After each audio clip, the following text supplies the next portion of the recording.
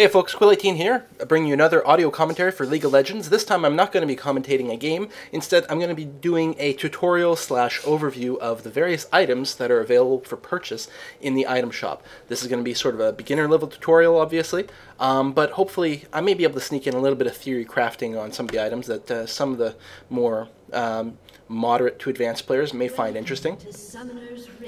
I absolutely love theory crafting. It was one of my favorite things to do in World of Warcraft. I was always all about min-maxing everything that I could, finding out, a way to sneak out an extra 1% DPS so I could perform better in raids, and hopefully I can do the same thing here. I'm not necessarily the sharpest player, the best player, the one with the best reflexes, but I've got to hope that when I really put my mind to it, I can think up of some good ways to maximize my item choice. Alright, without further ado, let's go. I'm going to go through one category.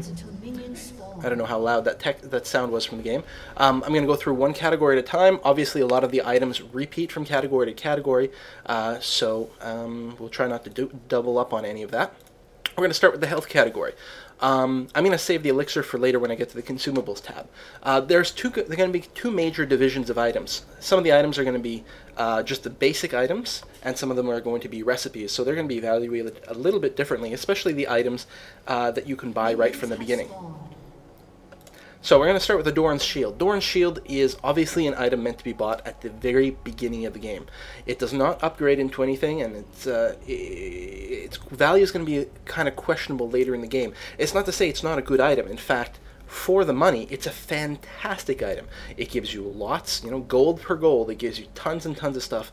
And at the beginning of the game, the health regeneration is actually really, really important. One thing you want to avoid is getting into a trap where you're looking at other items, for example, the Warmog's armor, and considering the health regen part to be a really valuable part of the item, because once you get to past the laning phase, health regeneration really doesn't have the same kind of value anymore, and it's almost a wasted stat. I mean, it's not entirely true, but in practice, in a one-on-one fight, it's not going to help. In a team fight, it's not going to help. So your Dorns Shield as a first item, though, is amazing. It gives you so much durability that you can survive a lot of the low-level fights that happen early on. So if they're trying to gank you, or if you guys are trying to do a gank and maybe it's not going so well, this makes you considerably tougher. I mean, for a lot of heroes, the Dorns Shield is going to represent as much as 25% more health. The armor is not negligible either. Now, you do start with some armor as is, even without any items, but this does help. And of course, the health regeneration means you can stay in a lane longer. Depending on the character that you're playing and depending on the opposition you're facing in the lane, Dorns Shield could theoretically mean you can stay in it indefinitely until you want to go back home to purchase an item. So a Dorns Shield, really, really strong. It's the sort of thing, once you get to the end of the game and you've filled up all your slots and you need to make some more room for an Uber item, don't be afraid to sell it. In fact, once it gets to a certain point of the game, you can make the decision to sell it anyway if the extra money from selling the Dorns Shield is going to be enough to allow you to buy some sort of Uber item. Definitely something to keep in mind. So Dorns Blade is the next starting item. All the Dorn items are starter items, and that's what they're meant to do, give you a variety of stats. It's pretty good. The Dorns Blade gives you the same amount of health. Instead of armor, it gives you damage, and instead of health regeneration, it gives you lifesteal. In a lot of ways, Dorns Blade is equivalent to Dorns Shield. However, I find it has a lot less value. It is nice to have a little extra damage, makes this last hitting a little easier, and assuming you've got the right kind of character, usually a ranged DPSer, the damage can help you harass and do that sort of thing. But generally speaking, if I'm got a character who's ranged and who I just want to be harassing with, I'll just start with a longsword or something like that. I don't find the lifesteal is enough to really make good value. It does keep you in the lane a little bit longer, but generally speaking, I prefer the Dorns Shield to the Dorns Blade, so whenever possible, that's the item. I tend to go for the Shield versus the Blade. Not to say that the Blade's a bad item, that's definitely the case. Dorns Ring, of all the Dorns items, Dorns Ring is possibly the best one. Now, it doesn't give you health regen, so obviously it's not going to be the ideal if you are, say, a melee character, even if you can use the ability power of the mana regen, which is pretty unusual for a melee character. But for a ranged person, it's awesome. Again, it gives you the health, and for a lot of casters, you're not going to be walking around with a whole lot of health, so the 120 points you get from the Dorns Ring is actually going to be quite notable. The mana regen does help you spam your abilities a little bit more. I'm going to talk about regen a little bit more with some of the other items, so I don't want to overdo it here, but the ability power is quite sexy. Now, for the roughly the same cost, you could buy yourself the Amplifying Tome, which gives you more ability power without the other stuff. And depending on what character you're playing and how you want to upgrade your items, that may be a better choice. But these Dorn items really are quite solid, and there was a time when I avoided them because I didn't like the fact that you couldn't upgrade them, but I've since realized that for the money that you're spending, they're quite strong. And in League of Legends, the early game, those first few levels, the laning phase is so critical to establishing yourself, and these give you such a great advantage in those phases that those 3 items are excellent on virtually any hero. The only time I don't tend to get them is when I can get an item right from the start that is also pretty decent and upgrades into an item I want very early on. Next item on the list is the Ruby Crystal, which gives you flat health, and you'll notice, look at the cost, 475 gold. This is 40 gold more than Dorn's Shield, but only gives you 50% more health, doesn't have the armor, doesn't have the health regen. You can see how powerful the Dorn's Shield is compared to the Ruby Crystal. Dorn's Shield is obviously a much better item for the money. The difference is the Ruby Crystal upgrades into a lot of really amazing items. The Aegis of the Legion, which I adore, Phage,